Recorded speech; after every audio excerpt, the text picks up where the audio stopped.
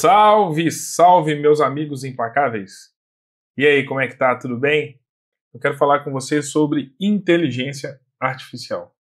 Bom, gente, para se ter uma ideia do poder da inteligência artificial, você sabe que essa é a logo do Implacável, com a coroa, né? Com o E e o K.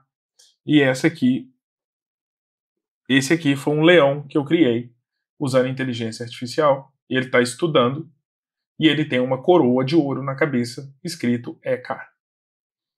Então, assim, a inteligência artificial hoje, ela vai muito além da geração de imagens, tá, gente? É muito mais do que simplesmente gerar uma imagem. A gente usa inteligência artificial hoje em todos os campos, até em ajuda de diagnóstico médico, trânsito. Sabe, gente, a inteligência artificial é uma grande aliada. Só que ela tem desafios, ela tem os seus riscos também. Então, é meio que assustador o ponto que a gente está chegando. Isso está no seu edital, então a gente vai falar aqui um pouco sobre inteligência artificial. Inclusive, peço perdão a vocês, tá? Peço perdão, saiu errado aqui, ó. É artificial, né, gente? No de vocês aí já tá certo, com certeza. Bom, vamos ler aqui.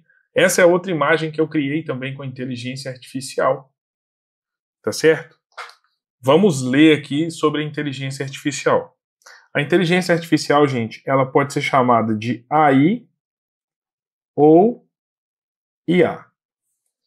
É a ciência que desenvolve sistemas capazes, aqui ó, sistemas capazes de realizar tarefas que exigem inteligência humana, como reconhecer padrões, aprender com dados e tomar decisões. Essa área é ampla e inclui subcampos importantes, como o Machine Learning, que é aprendizado de máquina, e Deep Learning, que é vamos falar assim, que é uma variação do Machine Learning, ok? Que são frequentemente abordados em provas de concurso público. Tranquilo. O que é Machine Learning? Tá? Machine Learning, gente, é o que a gente chama de aprendizado de máquina. Tá?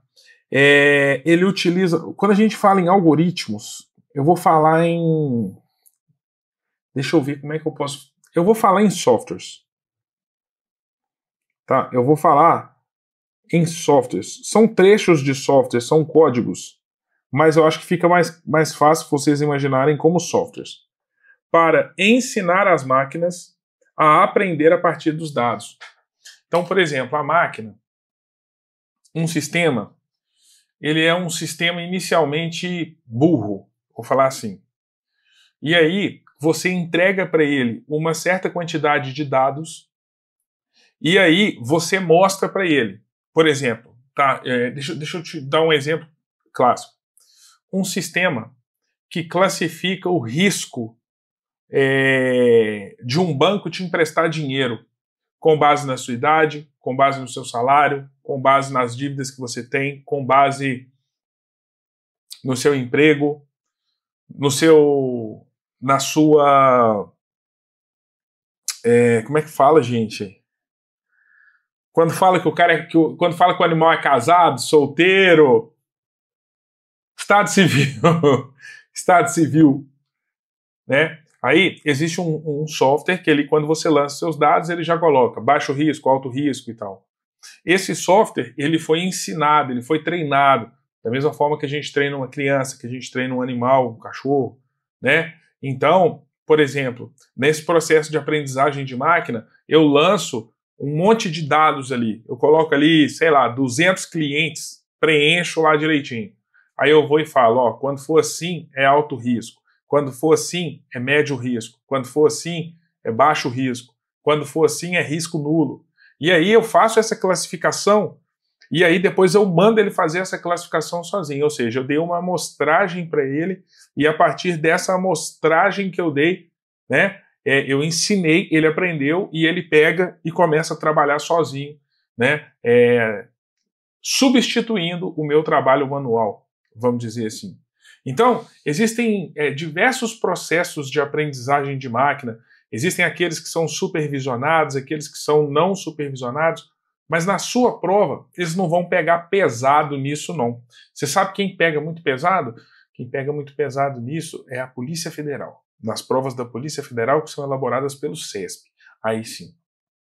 Aí a gente tem uma parte de ciência de dados, que é bem específica. Aí a gente tem a parte de machine learning, né? Tem a parte de big data, data mining. Aí sim. Aqui eu estou fazendo só uma introdução com vocês mesmo, tá? Então as máquinas aprendem a partir de dados. O objetivo é que o sistema melhore o seu desempenho automaticamente, sem ser explicitamente programado para cada tarefa. Então ele vai aprendendo, né? E ele vai melhorando. Como funciona isso? O sistema isso é importante, alimentado com um conjunto de dados, que a gente chama de treinamento, e aprende a identificar padrões para fazer previsões ou tomar decisões. Tá certo? Exemplo prático. Um algoritmo de machine learning pode aprender a identificar e-mail como spam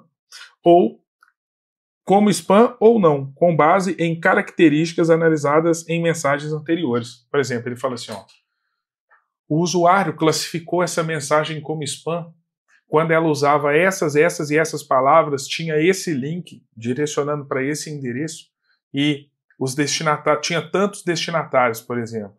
Aí ele vai aprendendo com isso. E da próxima vez que chegar uma mensagem com as mesmas características, ele vai direcionar para o spam automaticamente. Então, seria só um exemplo de aprendizagem de máquina. Tá? Nós temos dentro da aprendizagem de máquina, tá? Então vamos falar assim, que é um subcampo, né, da aprendizagem de máquina, que é o machine learning. A gente tem o deep learning, que é uma aprendizagem mais profunda. Tá? Aí ela serve para tomar decisões mais precisas, analisar uma maior quantidade de dados, e por aí vai. Tá? Então eu coloquei aqui, é um subcampo de machine learning que utiliza redes neurais artificiais profundas. Então ela vai simular, gente, como se fosse camadas de neurônios do cérebro humano e tal, para analisar, analisar grandes volumes de dados e resolver problemas complexos. Então ela é mais potente, né? É uma aprendizagem mais potente. Tá? Inspirado no funcionamento do cérebro humano, é aquilo que eu te falei. O Deep Learning utiliza camadas de redes neurais para processar informações em diferentes níveis de abstração. Cada camada de rede, da rede realiza um processamento específico, permitindo que o sistema reconheça padrões complexos, como rostos em imagens ou sentimentos em textos. Tá? Então, pelo tipo de texto que o cara está escrevendo, ele vai identificar, por exemplo, que o cara está depressivo, que o cara está eufórico, que o cara está sonolento. Pelo tipo de texto, ele é capaz de fazer isso. Tá certo? Ele é treinado para isso. Tá? Olha só. Um sistema de Deep Learning pode identificar uma pessoa em uma foto, analisando características faciais detalhadas, como a distância entre os olhos e o formato do nariz, por exemplo. Isso exige um processamento violentíssimo, por isso que a gente usa Deep Learning para isso. Beleza. As aplicações, gente, que a gente usa inteligência artificial no dia a dia. Lembra que eu te falei que vai muito além do chat GPT, que todo mundo ouve falar e que finalmente eu vou te mostrar como é que né? Muito mais do que gerar imagens e tal, né? A inteligência artificial ela pode ser usada das mais variadas formas, né? A gente acaba banalizando muitas coisas, sabe, gente? Então, a inteligência artificial, ela é fantástica. Ela é simplesmente fantástica, tá? Quer ver? Deixa eu te dar um exemplo aqui do que seria. Eu tô fazendo aqui já pensando. Eu vou entrar aqui, olha só o que eu vou fazer. Eu vou entrar no Instagram, tá? Aí aqui no meu Instagram, eu vou chamar o Implacável. Então, eu vou abrir o chat GPT aqui para você ver. Eu vou te mostrar a maneira com que um Zé dentro d'água trabalha com o chat GPT, inteligência artificial. Aí eu vou colocar assim, faça um texto anunciando uma aula de revisão para concursos. Beleza. Isso é o chat GPT. Tá vendo? Então assim, ele te dá, você pediu o texto, ele foi lá e criou o texto. E as pessoas falam, mas às vezes não tem muito a ver com o que eu estou querendo e tal. Ele fala assim, ó, está se aproximando do momento de colocar à prova todo o seu esforço e dedicação. Pensando nisso, preparamos uma aula de revisão completa, focada nos principais pontos e tal. Olha só o que eu vou fazer. Vou te mostrar de uma maneira mais profissional, tá? Eu estou aqui na rede social do Implacável. Aí eu vou pegar e vou começar a colar alguns textos aqui. Tá? Então eu estou coletando aqui alguns textos na rede social do Implacável. Tá? Você vai entender qual que é a forma ninja de você fazer. Tá? Aí, olha só.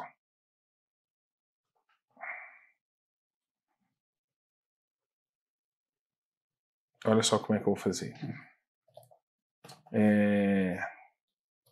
Na próxima tarefa, você será um copywriter. Copywriter, gente, é o cara que escreve textos de alta conversão, né? Textos é o cara que escreve textos de vendas, e-mails, cartas de vendas e tal, né? Textos de alto poder de convencimento, tá? Você será um copywriter brasileiro muito conhecido e famoso por entrar na mente das pessoas e dizer o que elas gostam de ouvir, convencendo-as a fazer o que você quiser. Beleza. Então, eu dei para ele aqui, eu falei com ele o que eu quero que você seja. Na próxima tarefa, você será um copywriter brasileiro, muito conhecido, e famoso por entrar na mente das pessoas e dizer que elas gostam de ouvir, convencendo-as de fazer o que você quiser. Aí ele foi e respondeu, entendi, estou preparado para entrar na mente do público e tal. Aí eu vou falar assim, me dê o nome de 3 exemplos brasileiros desses profissionais reconhecidos. Vamos ver se ele vai me dar nomes aqui. Rafael Albertoni, Victor Damasio, Thiago Tesman. Tá.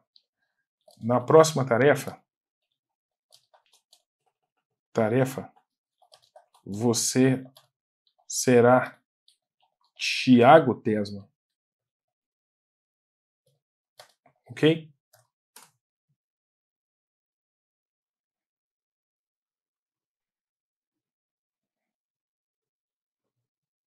Ok. Aí eu vou falar com ele. Vamos fazer um post de uma revisão de véspera para o concurso da Guarda Municipal de Fortaleza, por exemplo. Ceará. A revisão contará com os professores Cobra, Pablo Leonardo, Ramos, Elias,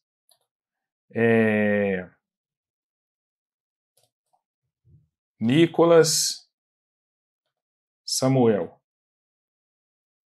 e Lívia. Beleza.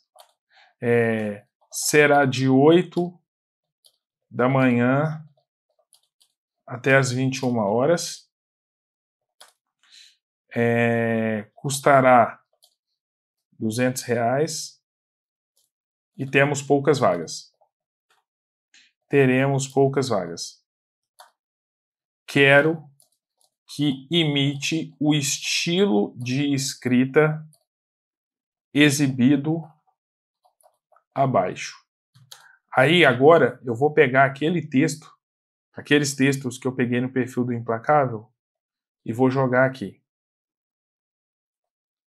Mas usando toda a sua expertise de copywriter.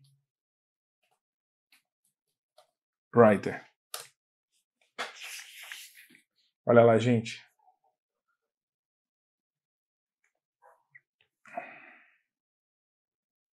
Olha que legal o texto que ele criou. Revisão de véspera, Guarda Municipal Fortaleza. É a sua chance de virar o jogo.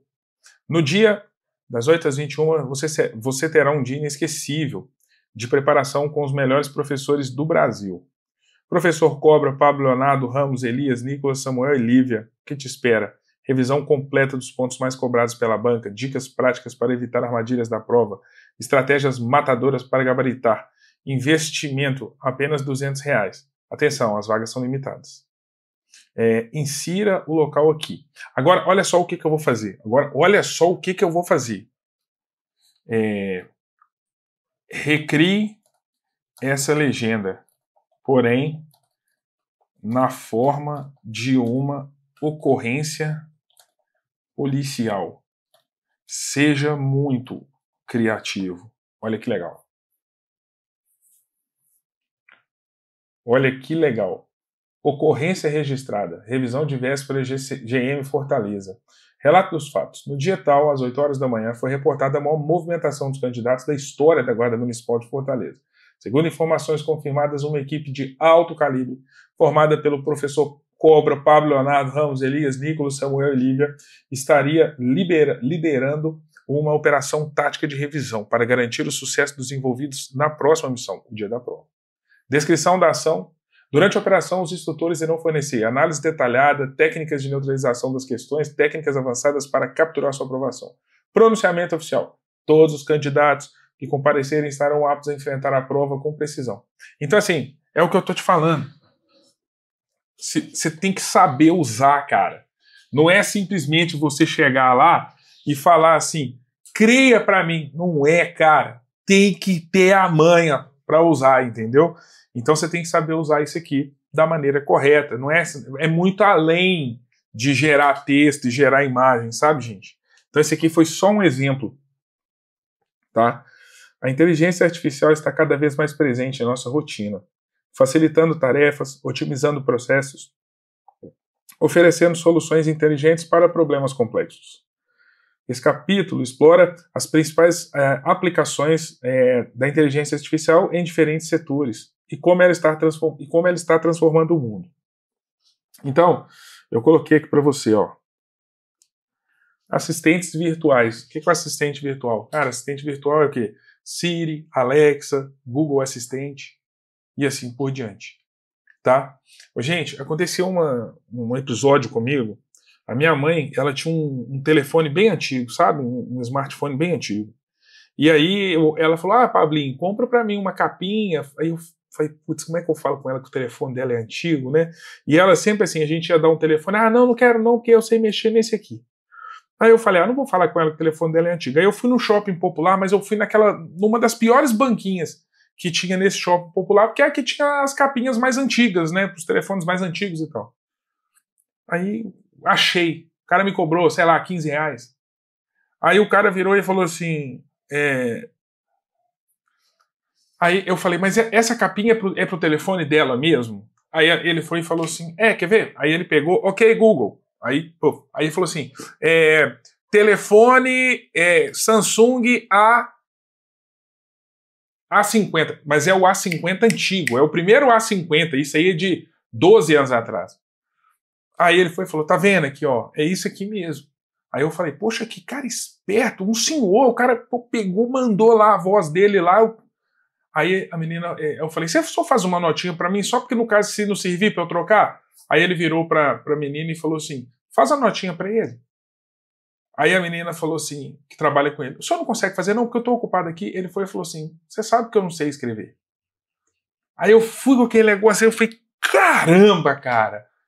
O cara não sabe ler, ele não sabe escrever, e ele consegue usar a tecnologia normalmente. Olha que negócio legal isso! Para a pessoa que não tem os braços, ela comanda de voz, ela consegue usar um telefone. Vocês estão entendendo? Isso é muito legal. Mas tem a parte ruim também. Né? Então, aqui, ó, os assistentes, ó, eu tenho a Siri, que é do iPhone, a Alexa, que é da Amazon, eu tenho o Google Assistente, que é do Google, claro. Nós temos também uma no Windows que se chama Cortana. São assistentes virtuais. Tá? O que elas fazem? Elas respondem perguntas, elas lembram compromissos, elas controlam dispositivos domésticos. Tá? E o impacto, né? O que isso trouxe, o que isso mudou na nossa vida? Elas se tornaram essenciais para a automação residencial e produtividade pessoal. Então, assim, melhora muito sua produtividade, e no caso de automação, né, comercial, residencial, você chega em casa e você fala: Alexa, liga o ar-condicionado. Ela, puf, liga. Alexa, liga a televisão, apaga as luzes. Né? Então, é muito importante nesse sentido, ok? Vou parar por aqui. Essa é a minha contribuição para vocês. Um grande abraço para vocês, tudo de bom. Tchau, tchau.